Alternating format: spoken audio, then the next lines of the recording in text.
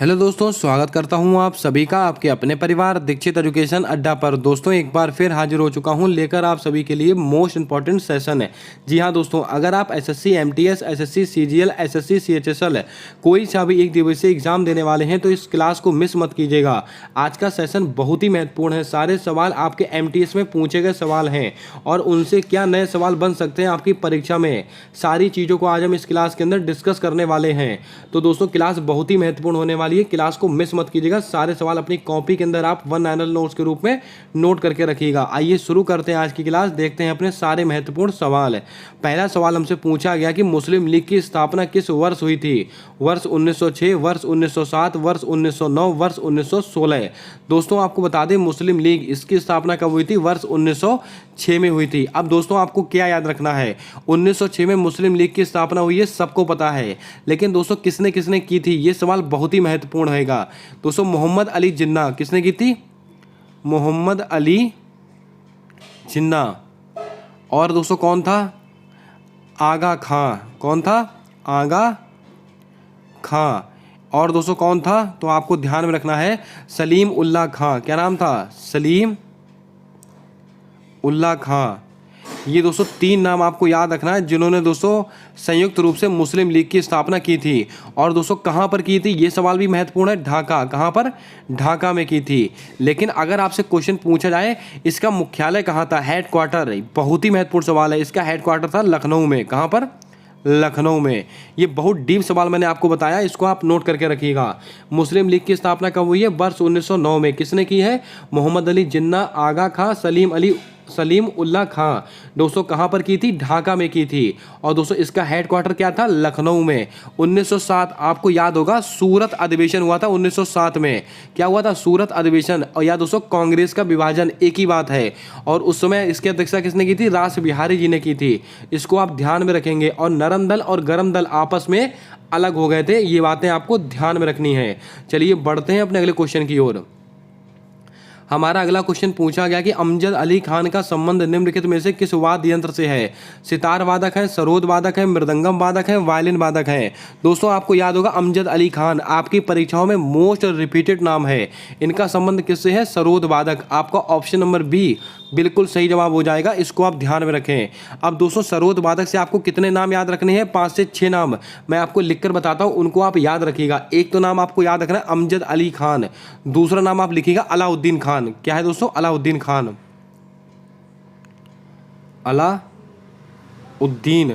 अलाउद्दीन खान। इनका संबंध किससे? इनका संबंध भी ये सरोद वादक हैं। और दोस्तों अली अकबर खान, क्या नाम है इनका? अली अकबर खान। अली अकबर खान। अली अकबर खान। और दोस्तों विश्वजीत राय चौधरी, क्या नाम है?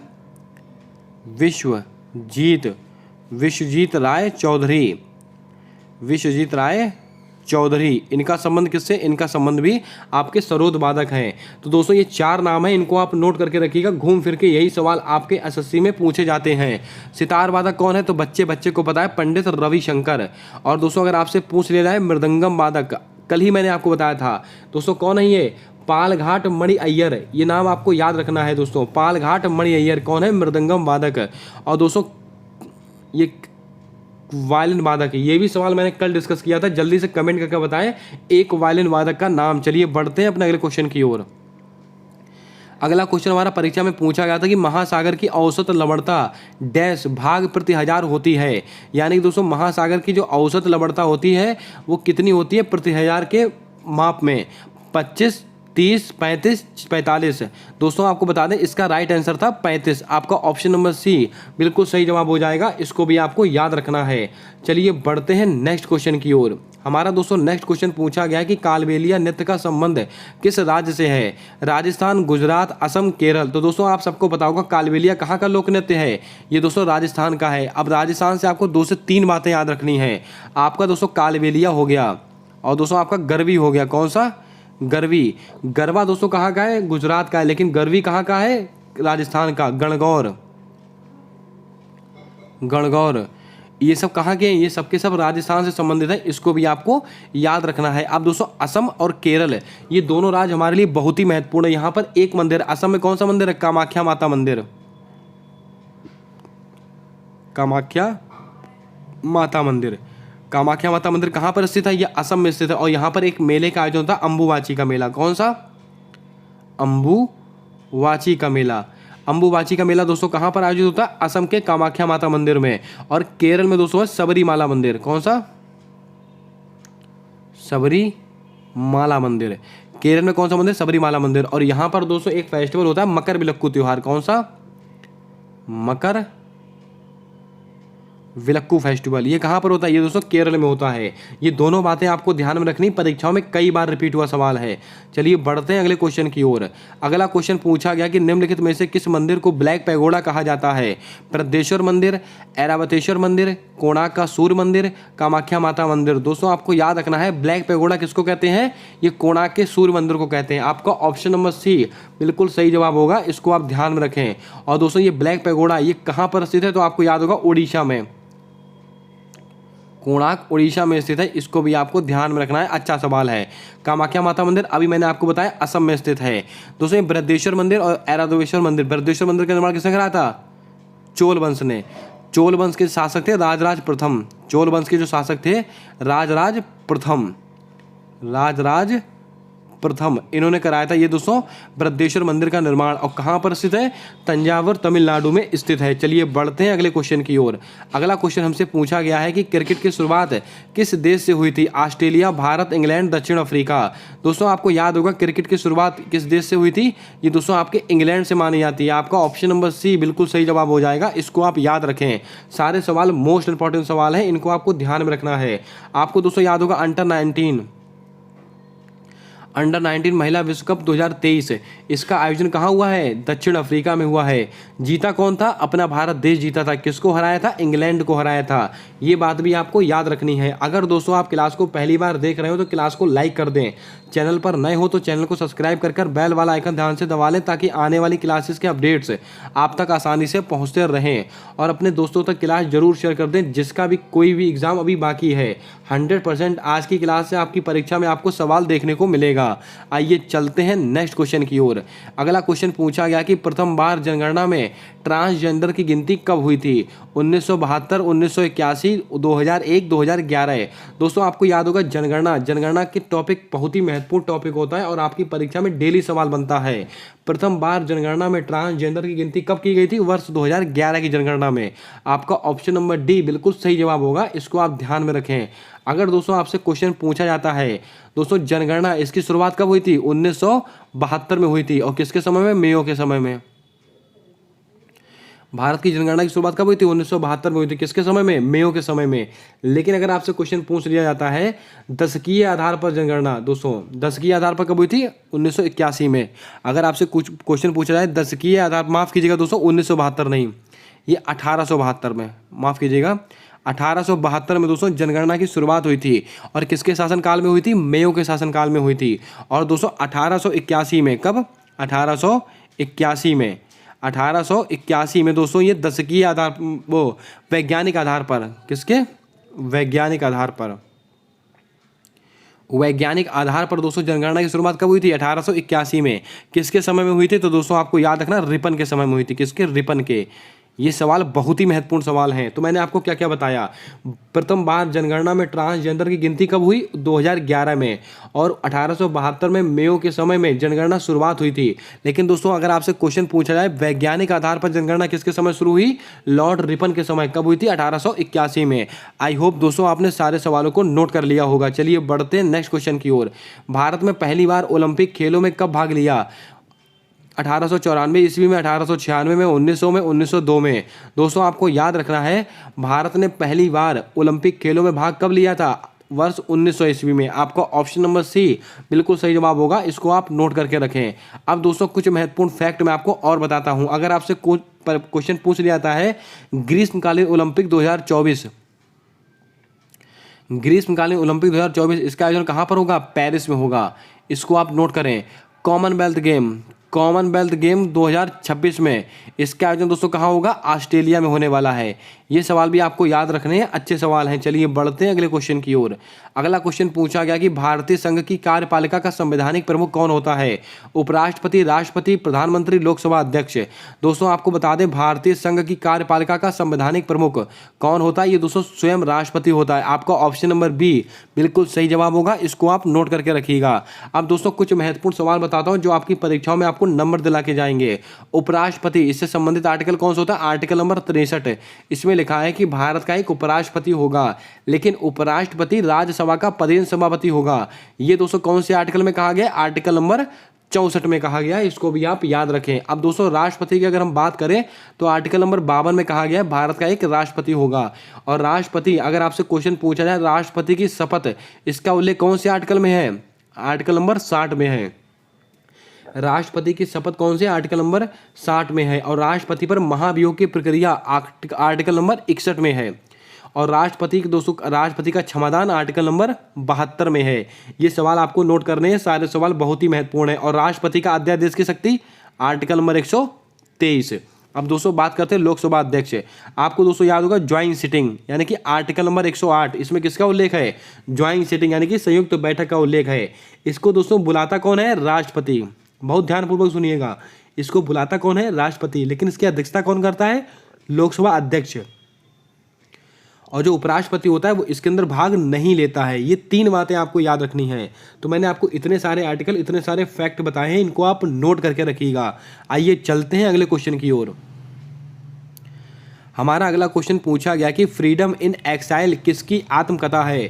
शशि थरूर की है, दलाई लामा की है, सचिन तेंदुलकर की है, सुरेश रैना की है। दोस्तों आपको बता दें फ्रीडम इन एक्साइल ये किसकी आत्मकथा है? ये दोस्तों दलाई लामा, इनकी आत्मकथा है। आपका ऑप्शन नंबर बी बिल्कुल सही जवाब होगा, इसको आप ध्यान में रखें, अच्छा सवाल है। दोस्तों ए अम्बेडकर लाइफ, ए अम्बेडकर लाइफ, अम्बेडकर लाइफ, ये दोस्तों किसकी दोस्तों किसकी पुस्तक है? ये दोस्तों पुस्तक है आपके शशि थरूर। इसको आप याद रखिएगा, परीक्षा में सवाल पूछा गया है। दोस्तों आपको याद होगा सुरेश रैना, इनकी दोस्तों ऑटोबायोग्राफी क्या है? जल्दी से कमेंट करके बताएंगे आप। और सचिन तेंदुलकर की दोस्तों कौन सी है? प्लेइंग इट माई वे, इसको आप लिख लीजिएगा कहीं पर, प्लेइंग इट माई वे, ये किसकी है? सचिन तेंदुलकर की। सुरेश रैना की कौन सी है? इसका जवाब आपको कमेंट कर बताना है। चलिए बढ़ते हैं नेक्स्ट क्वेश्चन की ओर। दोस्तों आप सभी के लिए लेकर आया हूँ बहुत ही महत्वपूर्ण जानकारी। जी हाँ दोस्तों, बहुत ही महत्वपूर्ण जानकारी, इसको आप बहुत ध्यानपूर्वक समझिएगा।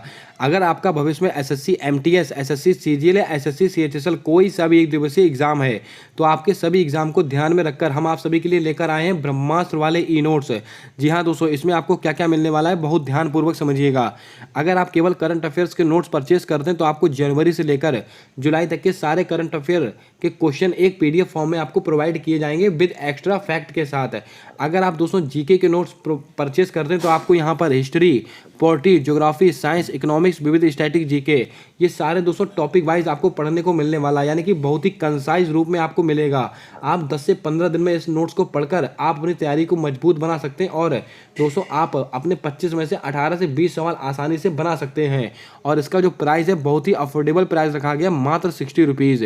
अगर आप केवल जीके जीएस के नोट्स लेते हैं तो केवल 60 रुपीज़ में, अगर आप करंट अफेयर्स के नोट्स लेते हैं तो केवल 60 रुपीज़ में। इसके अलावा अगर आप दोस्तों दोनों के मिक्स नोट्स लेना चाहते हैं, यानी कि करंट अफेयर और जीके दोनों के लिए नोट्स लेना चाहते हैं, तो इसकी भी दोस्तों बहुत ही अफोर्डेबल प्राइस रखेगी, मात्र 75 रुपये में। ये दोस्तों ऐसे नोट्स होंगे जो आपकी परीक्षा के लिए निर्णायक साबित होंगे। इसका लिंक मैंने दोस्तों कम्युनिटी टैब में और डिस्क्रिप्शन बॉक्स में, कमेंट बॉक्स में सब जगह पिन करके रखा हुआ है, वहां से आप दोस्तों विजिट करके इसको परचेस कर सकते हैं। आइए चलते हैं नेक्स्ट क्वेश्चन की ओर। हमारा दोस्तों नेक्स्ट क्वेश्चन पूछा गया कि पानीपत का दूसरा युद्ध किस वर्ष हुआ था? दोस्तों ये ऐसे सवाल हैं जो आपकी परीक्षाओं में आने ही आने हैं, आप इनसे बच नहीं सकते हैं। पानीपत का द्वितीय युद्ध कब हुआ था? 1526, 1556, 1761 या 1540? दोस्तों आपको याद होगा पानीपत का पहला, दूसरा, तीसरा हम कई बार डिस्कस कर चुके हैं। तो पानीपत का दूसरा युद्ध कब हुआ था? 1556 में हुआ था। आपका ऑप्शन नंबर बी बिल्कुल सही जवाब होगा। किसके बीच में हुआ था? बैरम खान तथा हेमू के बीच में हुआ था। पानीपत का पहला युद्ध कब हुआ था? 1526 और 1761 में पानीपत का तीसरा युद्ध। अब दोस्तों किसके किसके बीच में हुआ ये भी आपको पता होना चाहिए। अगर आपसे क्वेश्चन पूछा जाता कि पानीपत का पहला युद्ध किसके बीच में हुआ था? मराठा तथा अहमद शाह अब्दाली के बीच में हुआ था। माफ़ कीजिएगा दोस्तों, बाबर तथा इब्राहिम लोधी, माफ़ कीजिएगा, बाबर वैसेस लोधी, बाबर वैसे इब्राहिम लोधी के बीच में हुआ था पानीपत का पहला युद्ध। और दूसरा किसके बीच में हुआ था? हेमू तथा और बैरम खां तथा हेमू, बैरम खां तथा हेमू के बीच में हुआ था। इसके अलावा पानीपत का तीसरा युद्ध मराठा तथा अहमद शाह अब्दाली के बीच में हुआ था। इसको आप नोट करके रखेंगे। 1540 में किसका युद्ध हुआ था? कन्नौज का युद्ध हुआ था। आइए चलते हैं नेक्स्ट क्वेश्चन की ओर। हमारा अगला क्वेश्चन पूछा गया कि दाचिंगराम राष्ट्रीय उद्यान किस राज्य में स्थित है? झारखंड, गुजरात, उत्तर प्रदेश, जम्मू कश्मीर। दोस्तों आपको याद होगा दाचिंगराम राष्ट्रीय उद्यान कहाँ पर स्थित है? जम्मू कश्मीर में स्थित है। आपका ऑप्शन नंबर डी बिल्कुल सही जवाब होगा। कमेंट करके बताएं ये किस लिए फेमस है, इसका जवाब आपको कमेंट कर बताना है। अब दोस्तों यहाँ से कुछ महत्वपूर्ण सवाल मैं आपको और नोट कराता हूँ। अगर आपसे पूछा जाए दोस्तों, ये उत्तर प्रदेश रानीपुर भारत का 53वां राष्ट्रीय उद्यान दोस्तों कौन सा है? रानीपुर कहाँ पर स्थित है? उत्तर प्रदेश में स्थित है। इसको भी आप ध्यान में रखें। और दोस्तों रामगढ़ विषधारी भारत का 52वां टाइगर रिजर्व कौन सा है? रामगढ़ विषधारी टाइगर रिजर्व कहाँ पर स्थित है? राजस्थान में स्थित है। और 53वां टाइगर रिजर्व कौन सा है? Ranipur tiger reserve. इसको आप नोट करके रखिएगा, बहुत ही महत्वपूर्ण सवाल है। और गिर नेशनल पार्क कहाँ पर स्थित है? गुजरात में स्थित है। इसको भी आप नोट कर लें। पलामू कहाँ पर है? झारखंड में है। आइए चलते हैं नेक्स्ट क्वेश्चन की ओर। अगला क्वेश्चन पूछा गया कि प्रथम बार यानी कि सर्वप्रथम गरीबी का निर्धारण करने वाले व्यक्ति कौन थे? महात्मा गांधी, दादा भाई नौरोजी, पंडित जवाहरलाल नेहरू, चौधरी चरण सिंह। दोस्तों आपको याद होगा सर्वप्रथम गरीबी का निर्धारण करने वाले व्यक्ति कौन थे? दादा भाई नौरोजी। आपका ऑप्शन नंबर बी बिल्कुल सही जवाब होगा। इसको भी आपको याद रखना है। आइए दोस्तों महत्वपूर्ण फैक्ट को लेकर बातें करते हैं। पंडित जवाहरलाल नेहरू, इन्होंने क्या किया था? 1929 दोस्तों 1929 में जो लाहौर अधिवेशन हुआ था उसकी अध्यक्षता किसने की थी? पंडित जवाहरलाल नेहरू ने की थी। आपको दोस्तों याद होगा 8 अप्रैल 1929। इसमें दोस्तों क्या हुआ था आपको मैंने बताया भी है। 8 अप्रैल 1929 इसको क्या हुआ था? इसको दोस्तों सरदार भगत सिंह और बटुकेश्वर दत्त इन्होंने असेंबली पर बम फेंक दिया था। और ये सवाल आपकी परीक्षा में आया हुआ सवाल है। चौधरी चरण सिंह, दोस्तों क्या कहते हैं? किसान दिवस। अगर आपसे पूछा जाए किसान दिवस किसके जन्म दिवस के उपलक्ष्य में मनाते हैं? चौधरी चरण सिंह। जल्दी से कमेंट कर छाप दें दोस्तों ये किसान दिवस कब मनाते हैं। दोस्तों महात्मा गांधी से दोस्तों आपको बहुत सारे फैक्ट याद होंगे। बेलगांव अधिवेशन यानी कि कांग्रेस का एकमात्र अधिवेशन जिसमें दोस्तों अध्यक्षता महात्मा गांधी जी ने की थी, कौन सा था? बेलगांव अधिवेशन। कब का है? 1924 का है। आइए चलते हैं नेक्स्ट क्वेश्चन की ओर। अगला क्वेश्चन पूछा गया कि महाधिवक्ता से संबंधित अनुच्छेद कौन सा है? अनुच्छेद 76, अनुच्छेद 165, अनुच्छेद 266, अनुच्छेद 267। ये चारों अनुच्छेद बहुत ही महत्वपूर्ण हैं। चारों के बारे में चर्चा करेंगे। दोस्तों महाधिवक्ता यानी कि दोस्तों इससे संबंधित अनुच्छेद आपका कौन सा? तो आपको ध्यान में रखना आर्टिकल नंबर 165। आपका ऑप्शन नंबर बी बिल्कुल सही जवाब होगा। और दोस्तों अगर आपसे क्वेश्चन पूछ लिया जाता है महान्यायवादी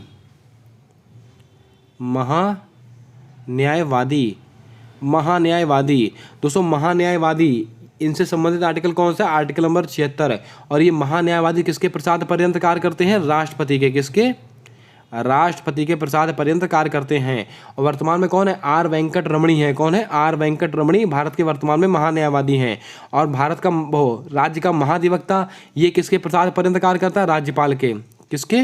राज्यपाल के प्रसाद पर्यंत कार्य करता है महाधिवक्ता। और दोस्तों आपको याद होगा अनुच्छेद 266 संचित निधि इसका उल्लेख कौन से आर्टिकल में है? आर्टिकल नंबर 266 है। और आर्टिकल नंबर 267 में क्या? आकस्मिक निधि। कौन सा है दोस्तों? आकस्मिक निधि। इसको भी आप लिख लें, जिसका उपयोग राष्ट्रपति के द्वारा किया जाता है। ये चारों सवाल हमारे लिए महत्वपूर्ण रहेंगे। चलिए बढ़ते हैं अगले क्वेश्चन की ओर। केरल में मास्क पहनकर कौन सा नृत्य किया जाता है? कुचिपुड़ी, भरतनाट्यम, मोहिनीअट्टम, कथकली। दोस्तों आप सबको पता है ये कुचिपुड़ी कहाँ का है? आंध्र प्रदेश। भरतनाट्यम कहाँ का है? तमिलनाडु का है। अब बचा मोहिनीअट्टम, कथकली, ये दोनों केरल के हैं। इसका जवाब दोस्तों कन्फर्मेशन नहीं हो पाया है। इसका जवाब आपको बताना है कमेंट कर। केरल में मास्क पहनकर कौन सा नृत्य किया जाता है? मोहिनीअट्टम की कथकली? ये इसका सवाल आपका आंसर इसको कमेंट कर बताना है। इसका यहाँ से मैं ऑथेंटिक आंसर नहीं दे रहा हूँ, इसका भी कन्फर्मेशन नहीं है। चलिए बढ़ते हैं अगले क्वेश्चन की ओर। हमारा अगला क्वेश्चन पूछा गया कि आधुनिक भारत का जनक किसे कहते हैं? स्वामी विवेकानंद, राजा राम मोहन राय, महात्मा गांधी, महात्मा ज्योतिबा फुले। दोस्तों आपको याद होगा आधुनिक भारत का जनक किसे माना गया? राजा राम मोहन राय को माना गया है। आपका ऑप्शन नंबर बी बिल्कुल सही जवाब होगा। इसको आप याद रखें। अब राजा राम मोहन राय की कुछ महत्वपूर्ण उपलब्धियां आपको याद होगा 1828 की तारीख। इसको क्या हुआ था? ब्रह्म समाज की स्थापना हुई थी। किसने की थी? राजा राम मोहन राय ने की थी। 1815 इसको क्या हुआ था, आत्मीय सभा की स्थापना किसने की थी, राजा राम मोहन राय ने की थी। इसके अलावा आपको याद होगा दोस्तों सती प्रथा का अंत 1829 में हुआ था, किसके द्वारा, विलियम बेंटिक के द्वारा। लेकिन दोस्तों किसकी सिफारिश पर हुआ था, राजा राम मोहन राय की सिफारिश पर। और सती प्रथा का उल्लेख कौन से दोस्तों अभिलेख में है, एरन अभिलेख। कौन से दोस्तों, एरन अभिलेख में है, इसको भी आप याद रखें। स्वामी विवेकानंद आपको याद होगा 1897 इसको क्या हुआ था, रामकृष्ण मिशन की स्थापना हुई थी। किसने की थी, स्वामी विवेकानंद ने की थी। अब दोस्तों महात्मा ज्योतिबा फुले 1873 इसको क्या हुआ था, सत्य शोधक समाज की स्थापना हुई थी। किसने की थी, महात्मा ज्योतिबा फुले ने की थी। ये सब फैक्ट आपको नोट करने हैं। चलिए बढ़ते हैं अगले क्वेश्चन की ओर। अगला क्वेश्चन पूछा गया कि सफ़ेद रंग के प्रकाश में कितने रंग के प्रकाश होते हैं, यानी कि सफ़ेद रंग के प्रकाश दोस्तों कितने रंगों के प्रकाश में विभक्त होता है, विभाजित होता है, 5 प्रकार, 7 प्रकार, 8 प्रकार, 9 प्रकार।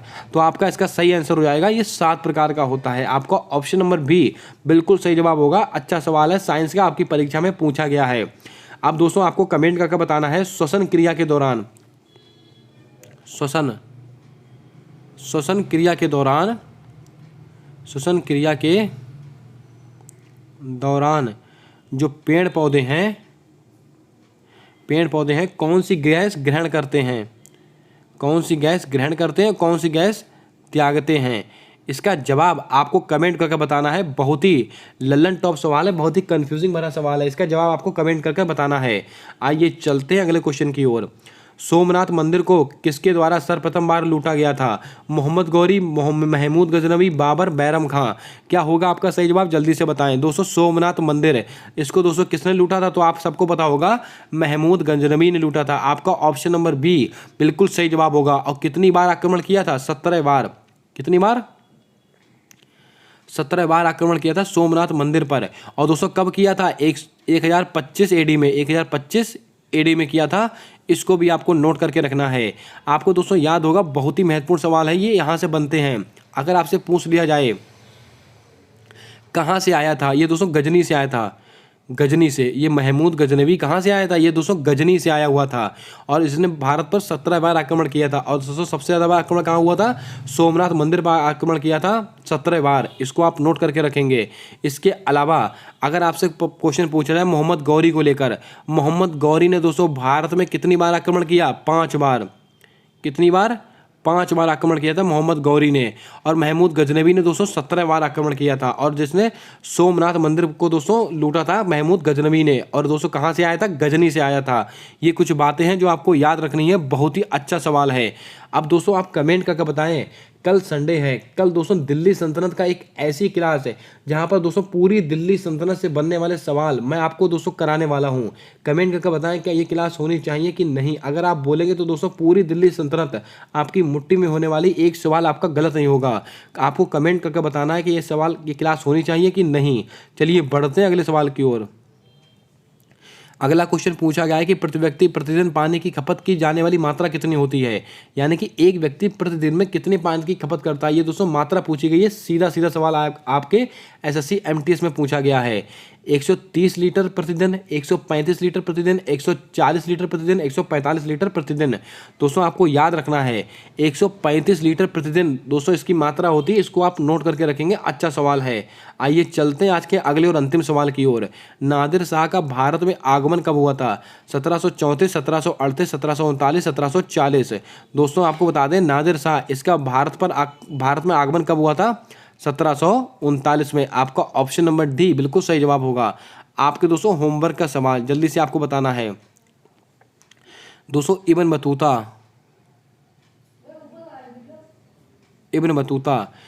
बतूता किसके शासनकाल में आया था।